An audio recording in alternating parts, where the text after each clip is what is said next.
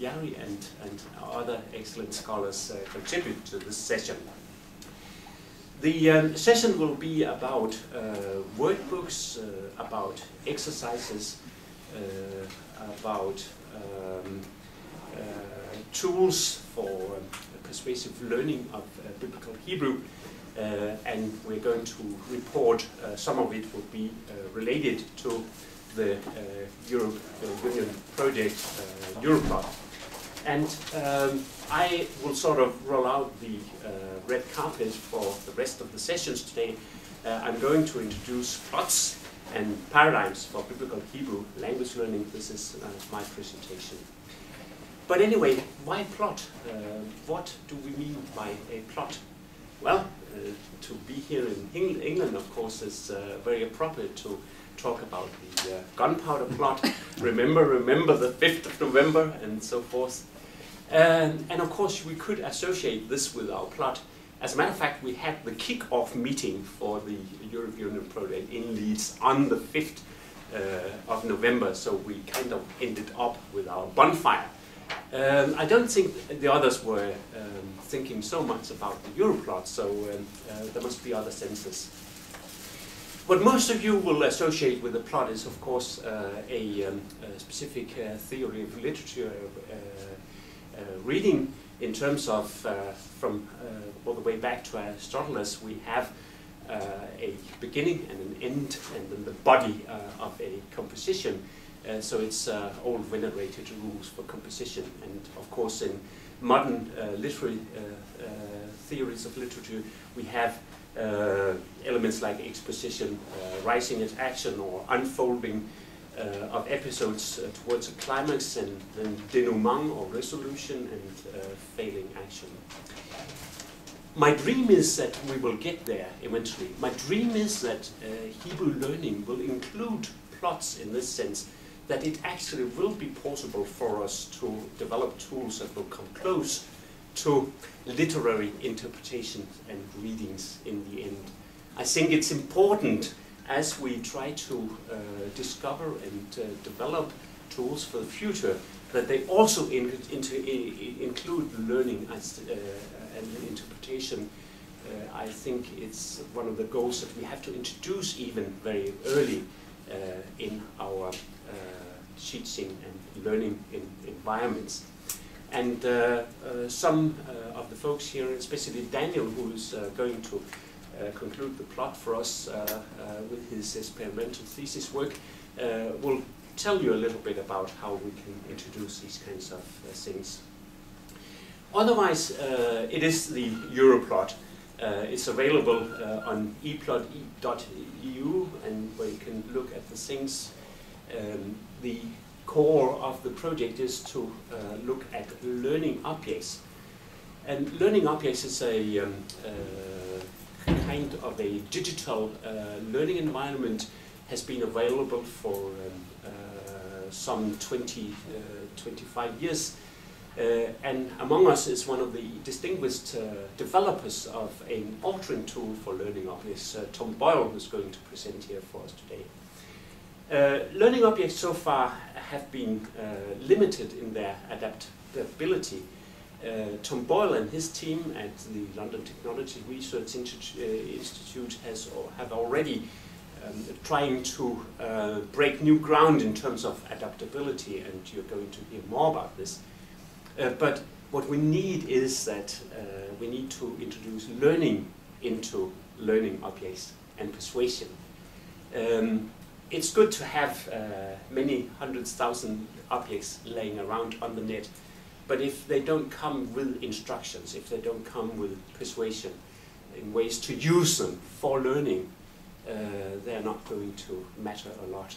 And our plot is about making them useful for learning. The project will develop a pedagogical framework for active engagement based on persuasive design, and will demonstrate its value by creating authoring tools for and exemplars of persuasive learning objects and technologies, which we call plots.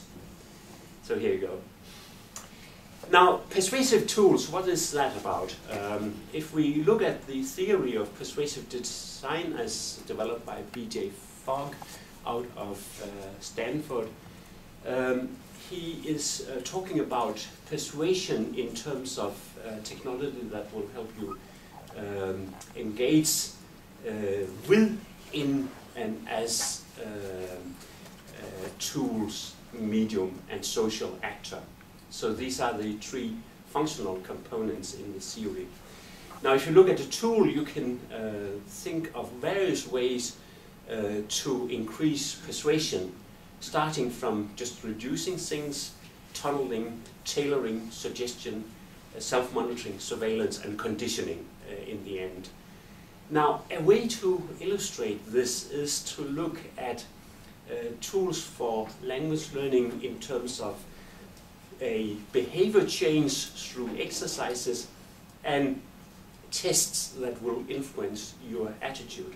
So let me illustrate now the persuasive technology in this scheme. You have the same 7 dimensions or categories of functions in a persuasive tool, but in this case we will want to look at our students as learners who are in control of their own learning. And the best way to start with our students is to make suggestions to them, to gently guide them into the world of technology here. So if you think a suggestion in the middle here, suggestion, where the learner can be in control and simply be advised this is how you could go, then you have kind of a development towards exercise persuasion from reducing, simplifying the tools, to tunneling, which is what happens when you follow a particular scheme, and then in the end a tailoring, where you actually have the technology adapt to the kind of learning that the learner is at, so that you take into account learning styles and you take into account the sex, race, whatever can make a difference for learners. So this is the exercise persuasive line of development, and there's also a test line of development from self-monitoring, where you simply keep track of how well you're doing, into surveillance. You actually allow someone else to be looking at your performance, and then conditioning, where the system will simply take over testing and stimulating your work. So this is the way, the meanings, the kind of framework that we attach to persuasive technology, and which is behind the efforts that we will be talking about today. In the present project, we have already working technology, which is our point of departure. The next presenter, Professor Tom Boyles, will talk about GlowMaker, which is one of the tools, and consultant Klaus Tönnerling will introduce you to the 3ET. Those tools work, but we are now going to turn them into persuasive tools according to the theory framework we have.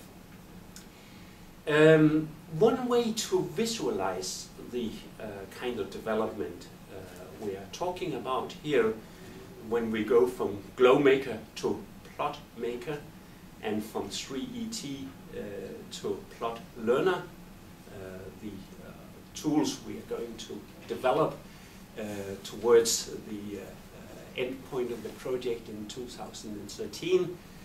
One way to illustrate this is perhaps to look at one of the tools, the GlowMaker. Tom Boyle will introduce you more to this planner stage, but just look at the 3 components here. We have an orientation part, an apprehension part, and a use part. Briefly stated, you could say that the orientation has to be persuasion for both tools. If we talk about the Plot Maker and the Plot Learner up here, there has to be these persuasive forces in both tools. The Plot Maker will take over the apprehension part of the system, and the Plot Learner will take over the use part of the system. So you could think about this as modules. which we will want to develop one way or another. I mean, we are in the early stages of formulating the theory framework for what we do. But you will understand much more of this illustration as you hear about the glow maker and about the 3T in the two next presentations. Now, I'd like to talk a little bit then about my own point of departure. I have been working with learning technology since 2003 as a developer. I was so fortunate that my school offered me the position to start working with Moodle and then develop from there. And over the years I have developed a course where you basically go through the basics of Biblical Hebrew in what could be 8 weeks. And in the current setup, in the current 3B8s, which is Basic Biblical Hebrew, just a short term, I had several tools for learning. So it was a Moodle environment, a learning management system for e-learning, but then tools like the role lexical module, the linguistic tree constructor, and then please note that at a point we also had something called the Paradigms Master Pro. Now, the 3T also comes into the picture here. Klaus is going to talk more about the 3T, but I would like to talk about the Paradigms Master Pro. I won't go further into this course development, but simply tell you that at this point the goal of the 3B8's course development is to plot to persuade you to simply learn through the Hebrew Bible text. Now, this is what's going to be developed in the new tools which we will be introduced to before the break here.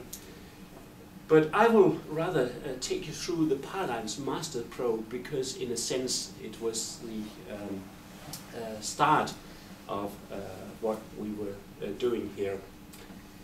The Paradigms Master Pro is a program for simply paradigm testing. And one of the big issues we have today is really how much effort should be put into exercises. If you look at modern or second language acquisition theories and foreign language learning theories, many scholars will tell you that we have moved away from exercises and we are focusing on communication and stuff like that. So I have called in witnesses to change that picture, and one of them is Nicolai Bergman, who is a famous author of a Cambridge Biblical Hebrew Word Book, which is about exercises. She will introduce you after the break to the way exercises really work. And this is one of those who has developed e-learning that actually works because of the exercise part. And on the other hand, we have our guest from Nepal, who has done very, very sophisticated measurements on the effect of exercise technology. So I'm actually very, very, I think Yari's work is very significant in terms of being able to document that exercise technology should work. So basically, we probably need kind of old-fashioned behavioristic exercise technology. On the other hand, of course, we should shift to a cutting-edge, modern kind of approach. And this is what we're going to explore in our project. Is there ways that we can improve on our methods? I was just talking in the break here to Knut Heim, professor in Bristol, who is among us here, and just listen